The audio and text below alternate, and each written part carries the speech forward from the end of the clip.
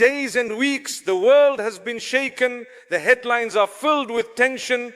Israel, Iran, escalation, war. People are asking, is this the beginning of the end? Social media is flooded with fear, confusion, and speculation. But as believers, we must pause. We must look beyond the noise and ask, what is Allah telling me through all this? This is not just about nations. This is a message for the soul. Yes, we are witnessing turmoil. Nations are on edge. Politicians speak of war. People are bracing for the worst. And many are wondering, is this the start of something catastrophic?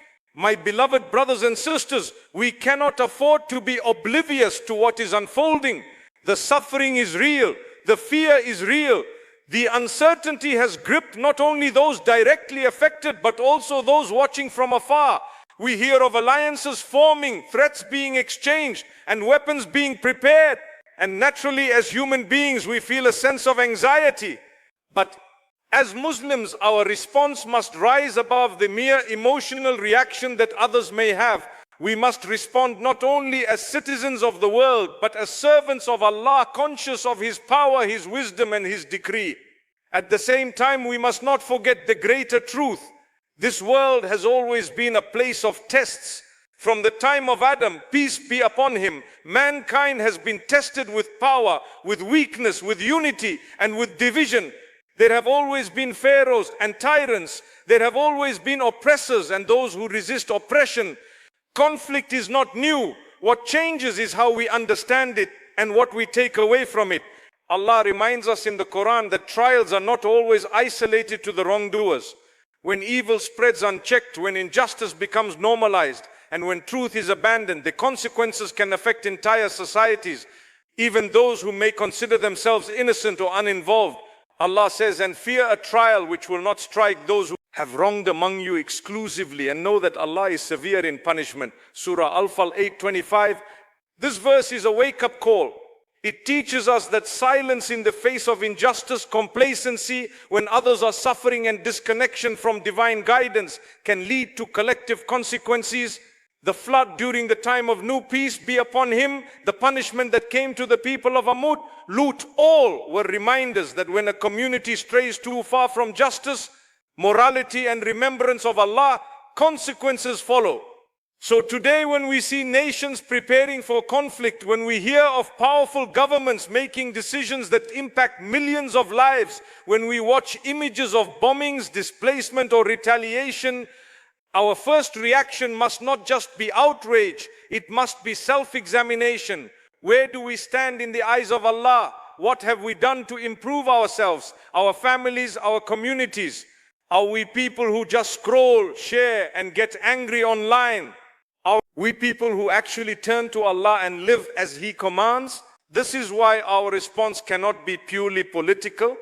It cannot just be tribal. It cannot be emotional in a way that leads to despair. It must be spiritual, because while the world sees battles on the ground, the believer sees the signs in the skies, the signs that Allah is reminding us to wake up, to come back to Him, and to prepare for the real meeting, not with governments or armies, but with our Lord.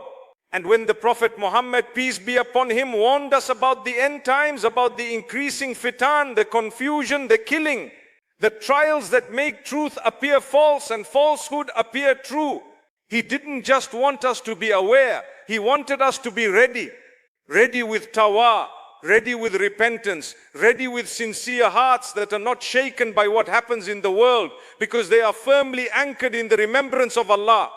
Let us never forget, history repeats itself, not just because people forget it, but because they forget Allah. And whenever people forget Allah, He reminds them sometimes with ease and sometimes with hardship. The question is, will we listen? We must understand, my brothers and sisters, that what we are witnessing today is not just a clash between nations or a competition for dominance. It is a reflection of a world that has distanced itself from its creator. When morality becomes subjective, when human life becomes disposable, when lies are normalized and truth is mocked, we should not be surprised that the earth itself begins to shake under our feet. Allah does not change the condition of a people until they change what is within themselves. And sometimes that change begins with a shock. A moment in history that exposes the false sense of control we thought we had. A war, a collapse, a crisis, not just to harm us, but to wake us. The truth is, many of us have grown comfortable in a world that is built on instability. We have placed our trust in leaders who do not fear Allah, in systems that have no regard for divine justice, in economies built on injustice, and in information that often deceives more than it informs. And now, as that world begins to crack, we are being forced to confront a deeper reality, a spiritual one. This is not the time to argue about geopolitics without acknowledging the state of our own souls. This is not the time to debate historical grievances without understanding the divine purpose of trials. This is not the time to fear worldly consequences while ignoring the reality of the day of judgment. The Prophet Muhammad, peace be upon him, told us that there will come a time when holding on to Islam will be like holding on to a burning coal. That time is not in the distant future for many. It has already arrived. And yet in this very challenge lies the opportunity for elevation. Allah has chosen you and me to witness this time, to live through it, not as passive bystanders, but as people of faith, as people of action, as people who carry a message of truth in a world that is desperate for meaning. So before we speak of the external chaos, let us reflect on the internal one. Before we look outward and criticize, let us look inward and correct. Before we raise our voices in protest, let us lower our heads in prayer. Because no army, no government, no strategy, no trending hashtag will ever replace what is missing if we are disconnected from Allah. And if we truly believe that Allah is in control, not just in theory but in practice, then our first response to this unfolding crisis must be a return to Him, a sincere, humble and urgent return. These are not normal times. These are not moments to waste. These are moments in which destinies are written, not just of nations, but of individuals. The decisions we make today, the stances we take, the sincerity with which we respond, all of it will be weighed on the day when no title, tribe or government will matter. Only your deeds, only your faith, only your submission to Allah. So take this moment seriously.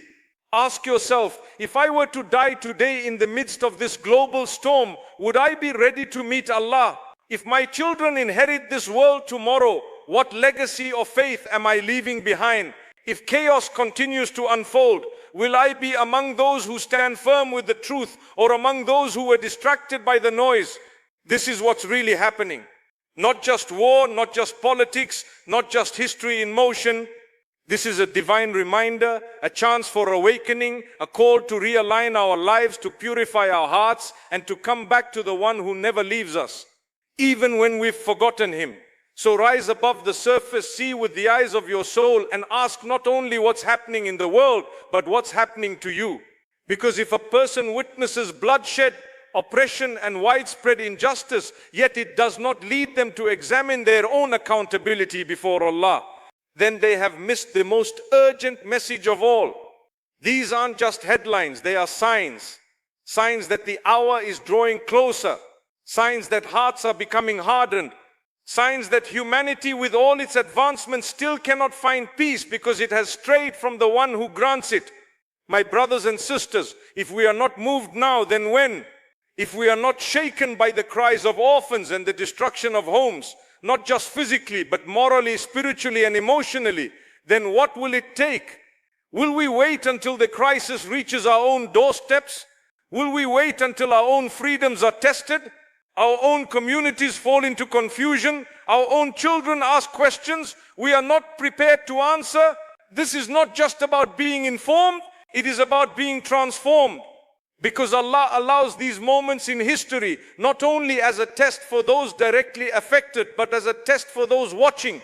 He watches how we react. Do we rush to judgment or fall into despair?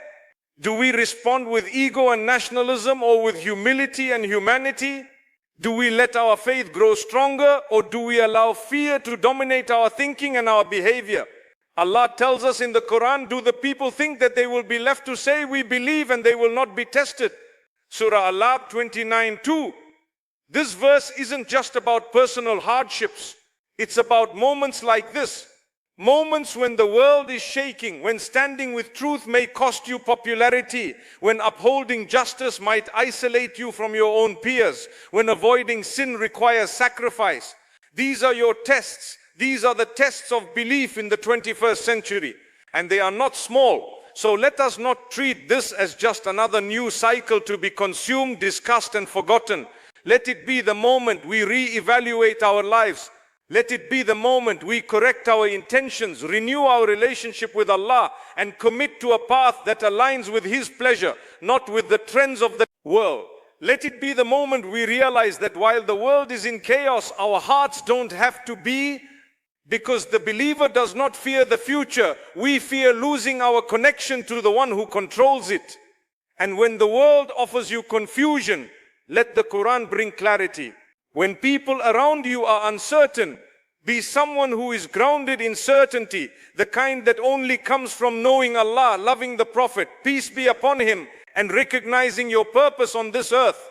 This is the mindset we need before we engage in any conversation about Iran-Israel war, geopolitics, or world affairs. Without this mindset, we are just reacting to the surface. But with it, we become people of depth, people who see the signs, reflect sincerely, and respond in a way that brings light instead of more darkness. And so as we continue this message, I ask you not just to listen with your ears, but with your heart.